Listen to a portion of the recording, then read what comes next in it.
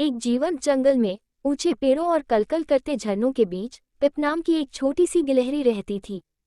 पिप अन्य गिलहरियों के विपरीत केवल मेवे इकट्ठा करने और शाखाओं के माध्यम से इधर उधर भागने से संतुष्ट नहीं था। वो सुदूर देशों, रोमांचक कारनामों और असाधारण खोजों का सपना देखता था। हर रात टिमटिमाते तारों को देखते हुए वो अपनी गहरी इच्छा फुसफुसाता था।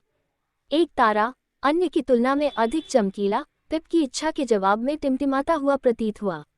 वो एक दो बार झपका और फिर चमकदार रोशनी के साथ रात के आकाश से अलग हो गया और सीधे पिप के पंजे पर आ गिरा। छोटी गिलहरी आश्चर्य से चीख उठी। का दिल उत्साह से धड़कने लगा। यह कोई साधारण सितारा नहीं था, यह एक विशिंग स्टार था।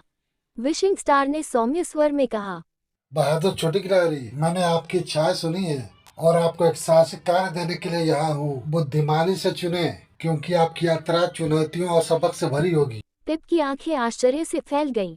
उसने एक पल के लिए सोचा, फिर अपनी आंखों में दृढ़ चमक के साथ उसने घोषणा की, मैं हंसी की भूमि की यात्रा करना चाहता हूँ, जहाँ आनंद और खुशी प्रचुर मात्रा में है, और कुछ दिल का रहस्य सीखना चाहता हूँ। विशिंग स्टार फिर से चमक उठा और रोशनी और हंसी के भंवर में पिप ने खुद को एक ऐसी भूमि पर ले जाया हुआ पाया जो उसने पहले कभी नहीं देखी थी। धूप की हिलती हुई पहाड़ियां, राग गाते जीवंत फूल और हंसी भरे फलों से लदे पेड़ उसे घेरे हुए थे। फूलों से भरे हुए बाग, हंसती खिलती कलियां और फूल, खुशबू से महकती फिजा।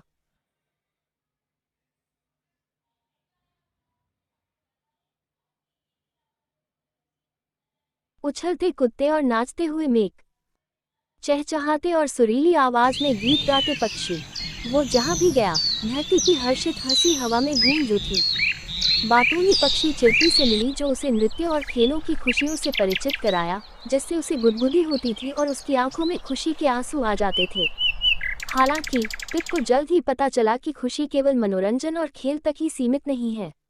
उसने देखा कि भूमि के एक कोने पर एक उदास बादल मंडरा रहा था, जहाँ एक उदास छोटा फूल मुरझा गया था। उसकी पंखुड़ियां निराशा से झुक रही थीं। प्राणियों ने बताया कि इस फूल का नाम गुलामी है। इसकी हंसी तूफान से टुकड़े टुकड़े हो जाने की वजह से खो गई है। पिप किसी को दुखी नहीं देख सकता था, खासकर हंसी की भूमि में।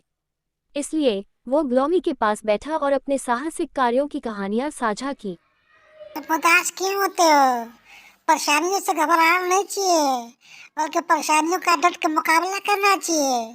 जिस तरह से मैंने की, मेरे सामने बहुत सी परेशानियां आई, लेकिन मैंने डट के मुकाबला किया और आज यहाँ तक पहुँचा हो।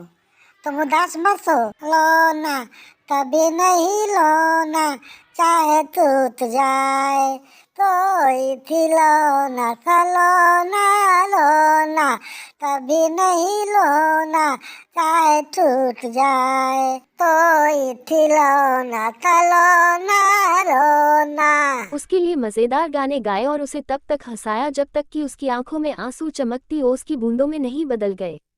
ग्लोमी पहले से भी अधिक उज्ज्वल रूप से खिल गई। उसकी हंसी पूरे देश में गूंज उठी। अपनी यात्रा के दौरान पिप ने सीखा कि खुशी का मतलब सिर्फ खुशी प्राप्त करना नहीं है, बल्कि इसे दूसरों तक फैलाना भी है। उन्होंने सीखा कि उदासी की स्थिति में भी थोड़ी सी दयालुता, हास्य का स्पर्श और एक वास्तविक मुस्कान किसी के दिल में धूप वापस ला सकती है। जैसे ही पिप का साहसिक कार्य समाप्त हुआ, विशिंग स्टार फिर से प्रकट हुआ, जो उसे घर वापस ले जाने के लिए तैयार था। अपने नए दोस्तों को विदाई देते हुए पिप ने अंतिम धन्यवाद कहा।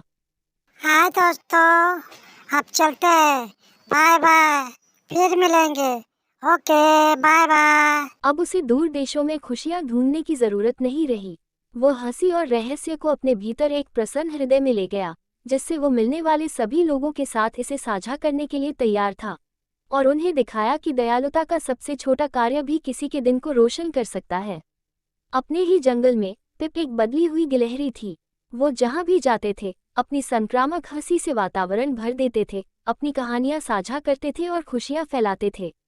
उन्होंने अन्य गिलहरियों को उनकी चुनौतियों से उबरने में मदद की और इसलिए पिप छोटी गिलहरी को पिप द लाफ्टर ब्रिंगर के नाम से जाना जाने लगा, जो उस जादू का प्रमाण है जो तब प्रकट होता है जब हम अपनी खुशी दूसरों के साथ साझा करना चुनते हैं। उनकी यात्रा एक अनुस्मारक थी कि सच्चा जादू सितारों की कामना करने में नहीं बल्कि दयालुता, हंसी और दुनिया में हमारे द्वारा लाई गई खुशी की शक्ति में निहित है।